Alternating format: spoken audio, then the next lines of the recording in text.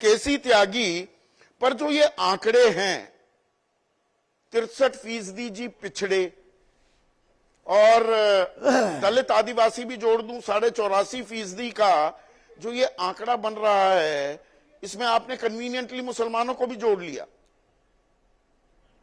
ये थोड़ा हेडिंग में जानबूझकर कंफ्यूजन फैलाई है क्या आप लोगों ने? संदीप जी, आपकी जानकारी के लिए मंडल कमीशन के अंदर मुसलमानों में जो पिछड़ी जाति और जातीय समूह हैं वो पहले से शामिल है, आपकी जानकारी के लिए, और उनकी बड़ी तादाद है। मुस्लिम्स में जो अपर कास्ट मुस्लिम्स हैं उनकी संख्या बहुत कम है और ये मंडल कमीशन में पहले से ही निहित है, नंबर 1। नंबर 2, मेरे मित्र आलोक वत्स जी ने जो कहा है उस पर मैं कुछ कहना चाहता हूँ। आज गांधी जयंती है और गांधी जी ने कहा था कि आज़ादी मिली है कि नहीं मिली है, ये जो पंक्ति में खड़ा हुआ अंतिम आदमी है उसका चेहरा देख के पता लगेगा। अब अमृतकाल चल रहा है तो आलोक वत्स जी, केंद्र राज्य की जो योजनाएं पिछले 75 सालों में चली, तो क्या समाज के वंचित समाज के लोगों को, जिन पे तन नहीं है, मन नहीं है और धन नहीं है, तन मन धन तीनों से जो कमज़ोर हैं, उनके बारे में समाज को जानने का अधिकार है, उन वर्गों को भी जानने का अधिकार है कि ये योजनाएं लटकी कहाँ रह गई। हमारा सोशो इकोनॉमिक एजुकेशनल एम्पावरमेंट क्यों नहीं हुआ? तो उनकी मकान है, दुकान है, शिक्षा है, नौकरी है, कृषि है, दस्तकारी है, उसकी क्या स्थिति है? ये खाली जात तक सीमित नहीं है। जो कई लोग कन्फ्यूजन क्रिएट कर रहे हैं उसमें सोशो इकोनॉमिक एजुकेशनल सारे आंकड़े हैं जो बिहार सरकार ने इकट्ठे किए हैं। और तीसरा ये है कि डॉक्टर अंबेडकर ने भी, यही तो सवाल, एक सेकंड केसी त्यागी साहब, ये सवाल बीजेपी उठा रही है कि आपने सिर्फ जातियों के आंकड़े जारी कर दिए, सामाजिक आर्थिक स्थिति किसकी कैसी है? और ये जी रोहिणी आयोग ने भी हमें बताया है कि 923 ऐसी जातियां हैं, एक भी दाखिला नहीं, एक भी नौकरी नहीं। 994 ऐसी जातियां हैं, 2.68% उनको दाखिले और नौकरी मिल पाई है।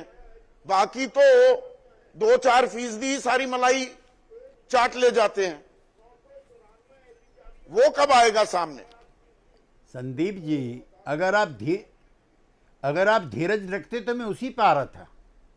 2017 में जस्टिस रोहिणी कमीशन बना, उसका 13 बार एक्सटेंशन हुआ, विच वॉज नॉट नेसेसरी। अब उसकी कई महीने से रिपोर्ट पड़ी हुई है।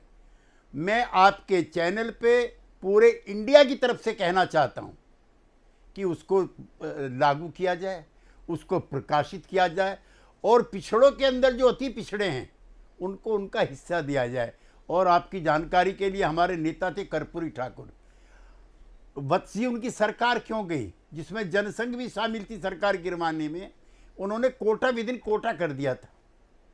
उन्होंने अति पिछड़ों के 12%, पिछड़ों के 8% और महिलाओं के पहली बार, आज नहीं 1978 में 3% और इकोनॉमिकली वीकर सेक्शन के 3% ये क्लासिफिकेशन किया था। ये भी हमारे जनता पार्टी के और भारतीय जनसंघ के मित्रों को कबूल नहीं था, उनको सरकार से बाहर किया। ये 1978 की कहानी है। फिर मंडल आता है। ये इतना आसान नहीं है संदीप जी, हमारे पुरखों ने अपनी जान खपाई है। मैं भी उस पार्लियामेंट में था जब वीपी सिंह मंडल लाया था, तो जनता पार्टी टूट गई, कांग्रेस पार्टी, बीजेपी सब ने मिलकर के वीपी सिंह को हटाया। लेकिन मुझे प्रसन्नता है कि जो भाषा उस समय राजीव गांधी जी की थी, उससे उलट भाषा आज राहुल गांधी जी की है। वो ओबीसी के बड़े प्रवक्ताओं में बनकर आप मेरे मूल सवाल से कहीं भटक गए केसी त्यागी साहब, बीच में रोक रहा हूं। जो मैंने सवाल पूछा, जो बीजेपी आप पर आरोप लगा रही है कि आधी अधूरी रिपोर्ट प्रकाशित की, सामाजिक आर्थिक आंकड़े भी तो जारी करने चाहिए थे, वो कब किए जाएंगे? असल तस्वीर तो तब सामने आएगी। संदीप जी, अगर आप सुने होते मेरा प्रारंभिक संबोधन तो ये सवाल ही नहीं करते। हमने ये भी इकट्ठा किया कि मकान कितना है, कच्चा है कि पक्का है, दुकान है कि नहीं है, शिक्षा कौन सी क्लासेस तक है, नौकरी है कि नहीं है, मनरेगा में रजिस्टर्ड है कि नहीं है, कृषि है कि नहीं है, ज़मीन कितनी है, दस्तकारी के काम में लगा हुआ, ये सारे आंकड़े हैं। समय आने दो। भारतीय जनता पार्टी अगर गिरिराज सिंह जैसे प्रवक्ता इसके बने रहे तो ये वहीं चली जाएगी जहां से शुरू हुई है। आज बिहार का 63% जो आबादी है उसके चेहरे खिले हुए हैं कि कर्पूरी ठाकुर और वीपी सिंह के बाद एक और मसीहा पैदा हुआ, नीतीश कुमार, जिसने उनकी सुध ली, हमारी सरकार ने उनकी सुध ली। और बड़ी बात यह है कि अब उनका गौरव भी जगा है, संख्या बोध भी हुआ है और वो हिस्सेदारी भी मांगेंगे। और आपने जो अपने प्रारंभिक संबोधन में कहा, मोदी सरकार ने तो खुद ही 50% का कैप खत्म कर दिया, EWS को भी हमने स्वीकार किया। वत्स जी, हम भी पॉजिटिव पॉलिटिक्स करते हैं और आपसे भी कहना चाहते हैं, महिला आरक्षण बिल पास नहीं होता अगर सपा, बसपा, JDU और RJD और कांग्रेस ने सपोर्ट ना किया होता। कैसे संशोधन पास कराते? हमारे लोग खिलाफ थे, हमने नहीं पास होने दिया। लेकिन इस बार किसी ने विरोध नहीं किया, लेकिन 63% की आबादी को भी उसमें हिस्सा चाहिए। That is quota within quota. 50% का कैप भी अब टूटना चाहिए। मतलब ये आपने तोड़ दिया पिछड़ा। EWS का।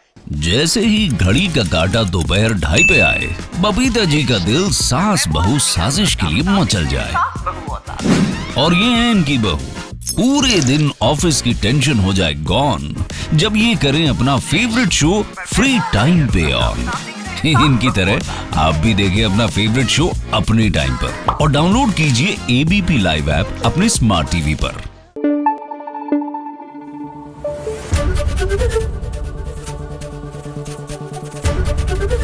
ABP न्यूज आपको रखे आगे।